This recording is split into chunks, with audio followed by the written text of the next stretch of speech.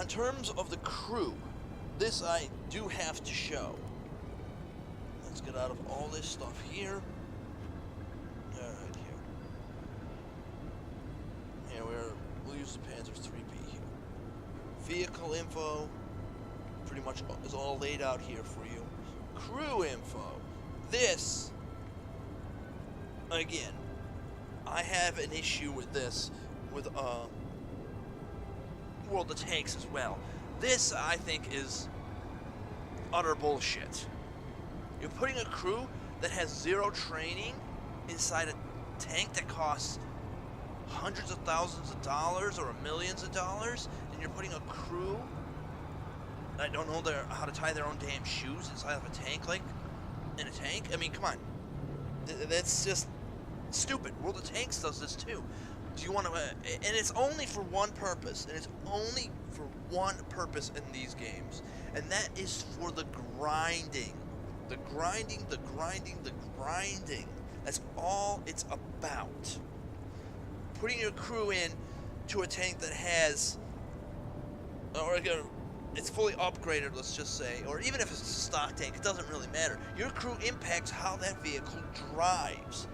You can sit there and argue the point, but I'm right. I know I'm right. The impact it has is substantial.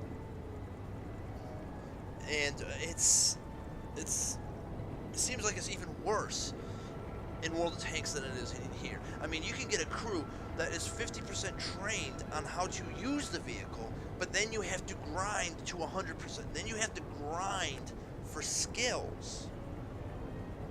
And right there, that is some major time that you have to put into the tank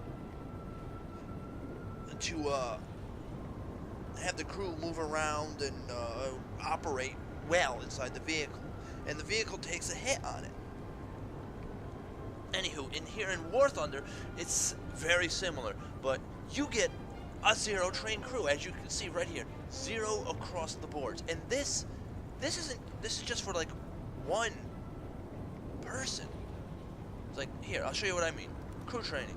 Check this out. Driver, gunner, tank commander, tank loader, radio operator, and the qualifications tab I'll get to in a minute, saying what accelerated training. The driver, all this he has to learn.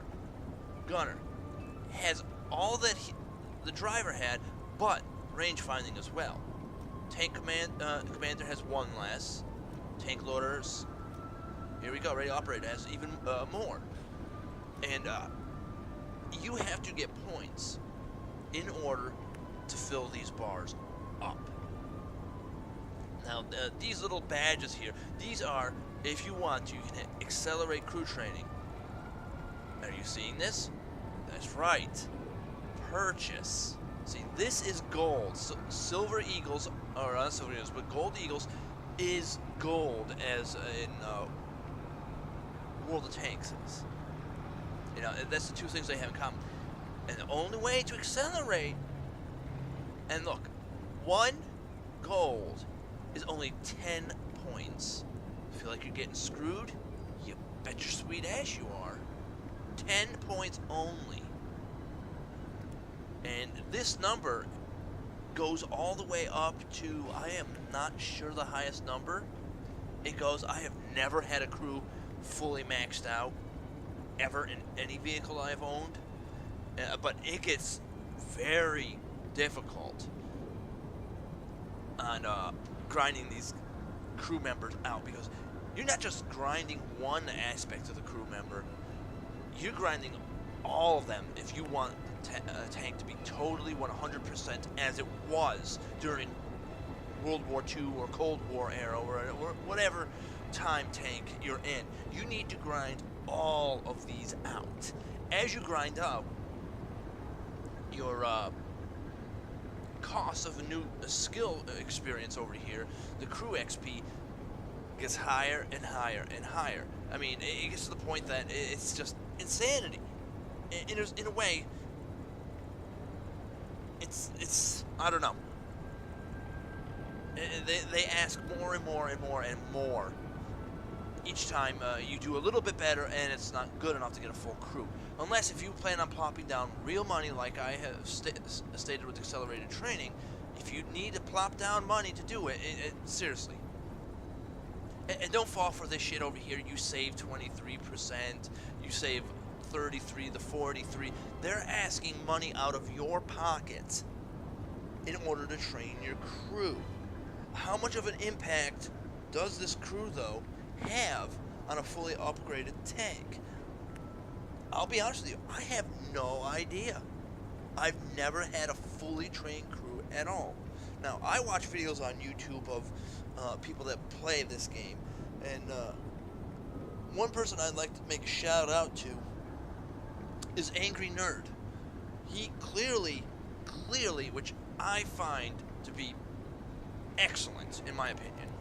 I'm glad he does this. He tells you what level his crew is at. I think the highest might be 140 for each of the crew members. But he tells you right in the video, well, I have my tank crew adjusted to or at 140, the maximum qualifications for the vehicle. And that solves a lot of problems, unlike a lot of World of Tanks videos where you see these replays of these players having these epic battles. It's one guy against 10 guys and he takes them all out.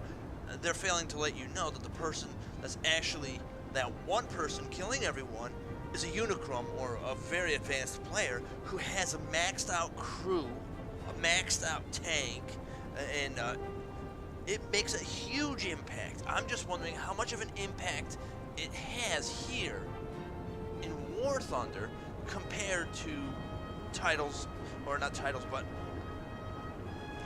like World of Tanks, where it took me a long ass time in my VK3001P in WOT to have the thing start to maneuver and work correctly.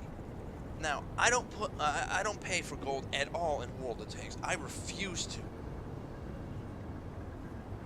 I won't do it. I refuse to do anything with gold unless it's something under specific conditions that I absolutely have to use, like gold ammo, or they call it gold ammo when it's just armor piercing APCR. But I noticed right off the bat, I took a crew that was hired onto the tank. I shouldn't even say hired, but I guess you can say hired on in a way. That was hired on, quotations, in my tank, in the VK3001P, and they were only 75% trained. More of that stupid crap of putting not even trained crew inside a tank is just stupid. I mean, there are tank schools even today where you learn. Not just take someone that says, oh, we'll give you a basic understanding, this goes forward, this goes back, this is how you reload it, that's it. No, there's more to it than just that. But, yes, the impact a crew has, performance-wise, is really big in World of Tanks. I mean, I fully upgraded the tank, and I could not stand the VK3001P. I thought it was as effective as a stick trying to stir some of the tar that you put on roofing tar, basically. If anyone's done roofing before, you start stirring it around, you gotta mix it up. It's some heavy-ass sludge that you're putting up there, man. You know, and if it literally, some of the tanks in that in World of Tanks move like that, and you have fully upgraded vehicles, but your crew's not at 100% yet, you'll sooner upgrade your entire tank than having a crew that's 100% trained. And one thing I must say, the tank still will not move the way it's supposed to until the crew is already into their, I would say 75%. That's the number I feel has the bigger impact. They're 100% trained, and you pick a skill for them, and as they're grinding up, and I'm, just to clarify, in World of Tanks, you have multiple skills that affect the vehicle, how it moves on terrain and whatnot. I went with something basic like repairs. That's not going to increase the speed or anything like that, but there was a massive hit to how fast this vehicle moved, aimed, reloaded. As soon as I hit 75% trained on the first skill of the crew, this thing was then blazing around. Now, I'm starting to wonder, is this going to be the same way as it is with World of Tanks, with a crew? I've never had a crew that trained. And frankly, I'll be honest with you, unless there's a tank that I plan on keeping, I'm not going to put much stuff into it. Another thing I have to mention here are upgrades in here. These tanks in War Thunder here are, from what I understand, from what I've seen so far, are true to their counterparts in history. You're not going to get those, the bullshit like you see in World of Tanks with a Panzer IV-H driving around with a 105mm gun. It's just not going to happen. I should say 105, 10.5 gun here. It's not going to happen. It's the gun that's been allotted to it that actually history had. And that's one thing this is more history accurate than that. I mean, this of course stretches history a little bit more as well.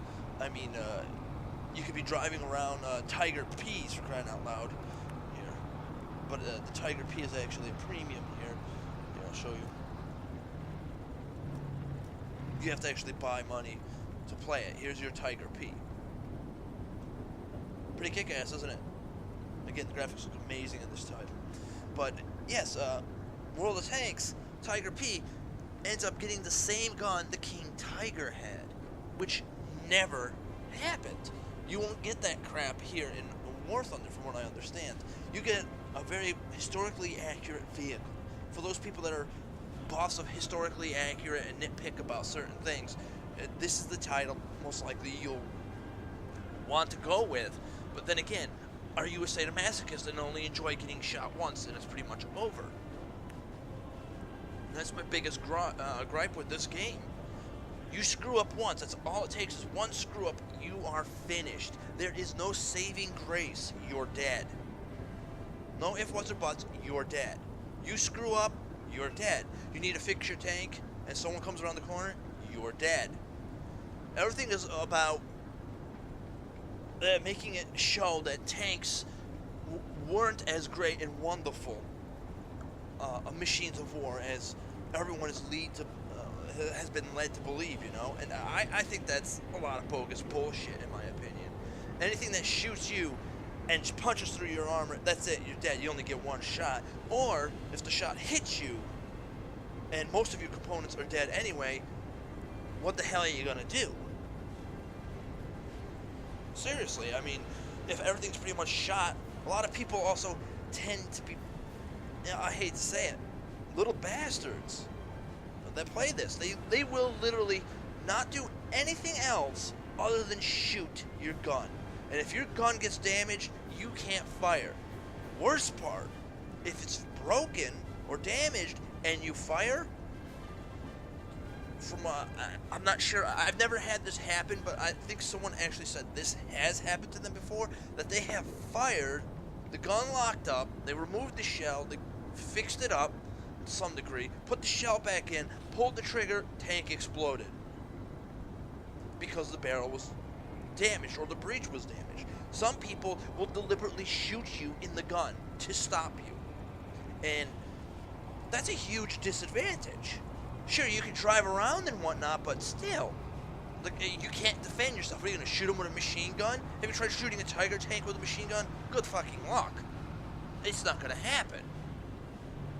But getting shot in the gun sucks, and a lot of the shots, people aim deliberately for this. And it's not a killing shot. It only leads to a killing shot. Again. The point of the game is to kill the people in the tank, not kill the tank. Kill the people driving the tank.